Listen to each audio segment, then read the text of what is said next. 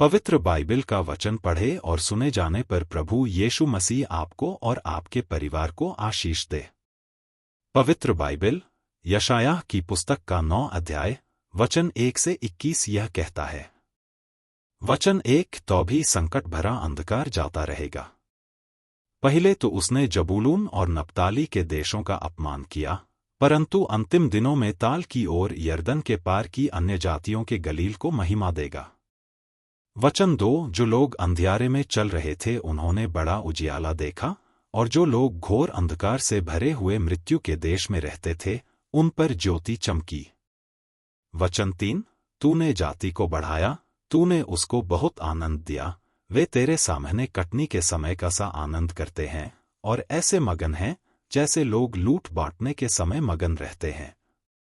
वचन 4 क्योंकि तूने उसकी गर्दन पर के भारी जुए और उसके बहंगे के बांस, उस पर अंधेर करने वाले की लाठी, इन सबों को ऐसा तोड़ दिया है जैसे मिद्यानियों के दिन में किया था।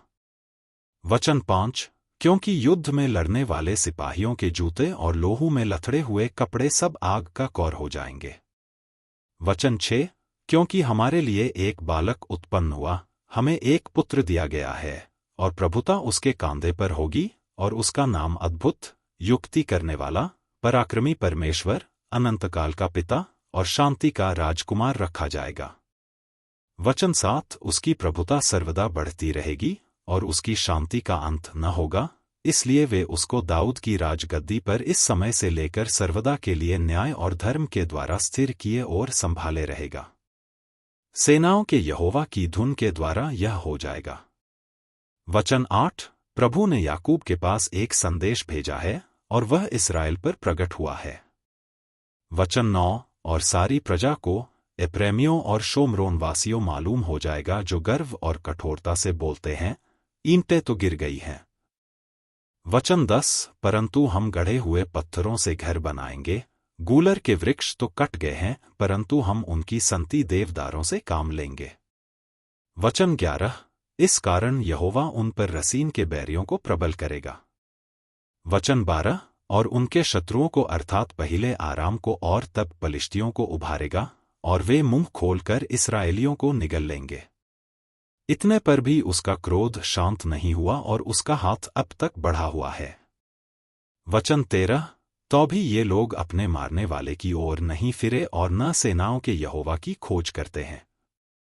वचन 14 इस कारण यहोवा इस्राएल में से सिर और पूंछ को, खजूर की डालियों और सरकंडे को एक ही दिन में काट डालेगा। वचन 15 पुरनिया और प्रतिष्ठित पुरुष तो सिर हैं और झूठी बातें सिखाने वाला नबी पूंछ है। वचन 16 क्योंकि जो इन लोगों की अगुवाई करते हैं वे इनको भटका देते हैं, और जिनकी अगुवाई होती है वे नाश हो जाते हैं। वचन 17 इस कारण प्रभु न तो इनके जवानों से प्रसन्न होगा और न इनके अनाथ बालकों और विधवाओं पर दया करेगा, क्योंकि हर एक भक्तिहीन और कुकर्मी है और हर एक के मुख से मूर्खता की बातें निकलती हैं। इतने पर भी उसका क्रोध शांत नहीं हुआ और उसका हाथ अब तक बढ़ा हुआ है।